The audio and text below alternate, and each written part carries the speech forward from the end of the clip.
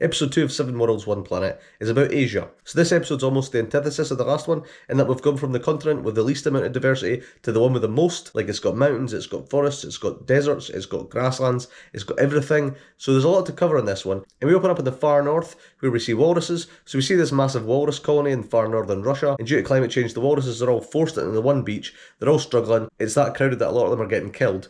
It's pretty horrific. They're getting attacked by polar bears. Some of them are climbing cliffs to get away from them. The polar bears are still following them. The problem when they get to the top of the cliffs is, though, that they've got to get back to the water, and because they're not really programmed to want to climb down, they're programmed to just see the sea and get towards it by the quickest means necessary, they tend to just go off the cliffs, and a lot of them do die. It's pretty horrible. It does paint a very bleak picture, because even when the ones that have climbed the cliffs do crash to the ground, this scares a lot of walruses down below, so then they panic and flee out to the water, and a lot of them get crushed again. What I will say about this, though, is that I'd already seen this earlier that year in Our Planet, and I will say that that sequence was actually a lot more emotional than this one. I think something you'll tend to find with these series is that when two series come out within the space of a year of each other, they tend to be quite similar, and I think a lot of the same crews go to film the same things.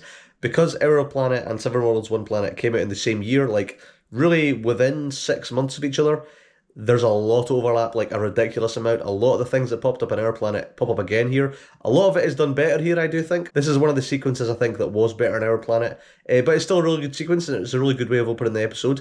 And then you move further south, you move to another part of Russia. We see loads of brown bears waking up from the winter, and they gather at these hot springs. Because they're so hot, they melt the snow around it, so there's a lot more easy access to vegetation, which obviously is handy when the bears just wake up, because they're obviously starving. It's interesting, it's an interesting sequence. There isn't a much more to it than that, to be honest.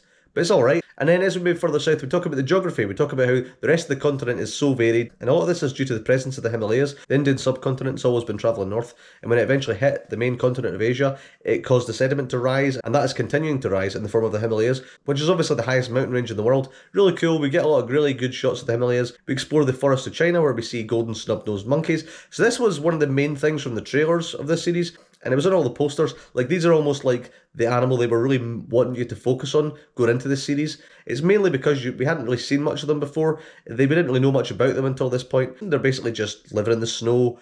It's really obviously difficult to live there because it's so cold. They have to huddle together. They're obviously battling for resources when they do find them in the winter. The fight is pretty intense, and you see them all splintering off afterwards. One of the young ones gets away, and it looks like it might get lost until it finds its dad again. One of the monkeys is missing the end of its tail. There's other ones that have got blood on them. It's pretty violent. It's interesting. I will say, considering how much they kind of hyped this up, I wasn't unimpressed with it, but I was just kind of like, yeah, it's fine. Like, it wasn't one of my highlights of the episode when I finished it, and it's still the same now. I feel like they're an animal we've seen a couple times since. Like, they popped up in Frozen Planet 2, but they're alright. I would say they're maybe not, all they were cracked up to be going in. But it's still alright. And then we go to Iran, where we see the desert. And we see that when a lot of birds migrate, they stop off here. And there's not a lot there. There's kind of water. There's not a lot of food. There's these spiders knocking about. And this one bird goes for the spider. However, it turns out it's not a spider. It's in fact a snake. So I kind of suspected that when the music was painting a very eerie scene. And when I looked at it, I went, that's not a spider.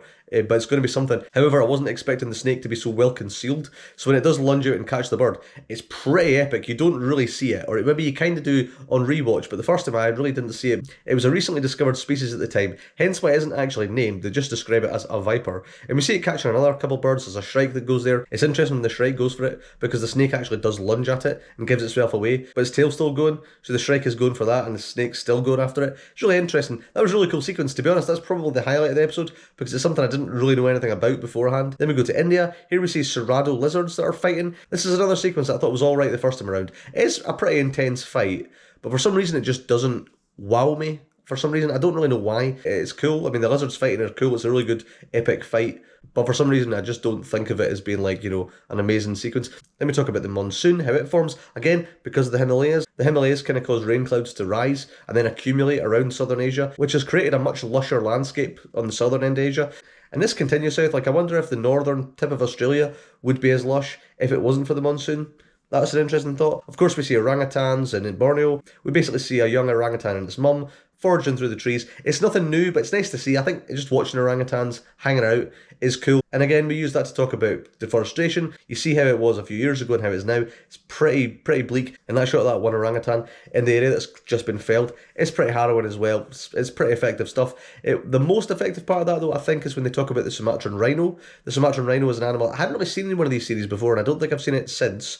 And it's this tiny little rhino. You really do see, when looking at this species of rhino, the kind of similarities between them and tapirs, I think. It definitely looks more tapirish than other rhinos, I think. But it's really cool. Again, you just see it milling around the forest and talk about the role it plays. It's really cool. And what actually something just to detract from how serious this sequence is. Does anyone else think that the close-ups of the Sumatran rhino's head, does it remind you of the Skeksis from the Dark Crystal? Don't know if it's just me, but I definitely thought that. But this sequence does turn quite serious because we see that this rhino is basically calling out, it's trying to attract a mate, but it's fenced in for its own protection to stop it getting poached. And there really aren't that many rhinos left. They're all kind of separated off. There's less than 70 of them left. Probably less now. You tend to think of deforestation being an impact on orangutans. You don't tend to think about Sumatran rhinos because you don't really see them. So it was good to highlight them again. I think that was a really good sequence. And we kind of finish off with a happier sequence, talking about whale sharks. We talk about whale sharks were killed a lot in Asia because they competed with fishermen for fish. Now we see that they're protected, and the fishermen kind of welcome them, they feed them. That's a really nice sequence. We watch all these whale sharks coming in to get fed by the fishermen. It's really nice. It's a nice end of the episode. And then the diaries is all about Borneo and the orangutans, but it's not really a diary sequence. It kind of just talks about palm oil and the impact it has. We see a lot of footage of various series that Attenborough's done over the years, going back to Zoo Quest and going right the way down to like Life of Mammals, and talking about how Borneo has changed. When he first went, it was a pretty lush rainforest, but now it's pretty drastic and it's changed so much. And the stuff about palm oil is interesting. I mean, palm oil is, a pretty important crop. It's obviously quite devastating, but I think compared to a lot of other crops out there, it's one that we kind of know how to manage it a bit more sustainably. Now that there's so much of it, we kind of just can use what we have already and not, fell anymore, which is still pretty bad, but it's making the best of a bad situation. I feel like there's other crops out there that are probably more damaging. But at this point, palm oil was the hot topic, so I'm glad they talked about it. And on another note, it was interesting looking at the woman who was collecting the orangutan pee. That was quite fun. So I like that as well. Overall, this episode's good. It's a good episode. It's not as good as the last one. There isn't really anything that's as good as a lot of the really epic sequences from that first episode, but it's still pretty good. My highlight was the snake. Was the viper in Iran. That was easily the best bit. Other bits I really liked, I mean, the walruses were pretty good. I like the Sumatran rhino, the whale sharks at the end. There's a lot of good stuff in here, and considering it's an episode, they had to do a lot, like a lot more than the Antarctica one. The Antarctica one, I feel like, had all the groundwork done for it, like a lot of the animals we already knew about. So it's basically just filming stuff we'd already seen before in a new way, kind of. This one, there's a lot more to pick from, so they kind of had to narrow it down. So I think in a lot of ways, Asia was probably the hardest episode to do. So yeah, let me know in the comments below what you thought of this episode, what were your highlights, let me know. And yeah, next week I'll be doing the next one, which is all about Australia, so look forward to that. And I'll see you next time, and goodbye.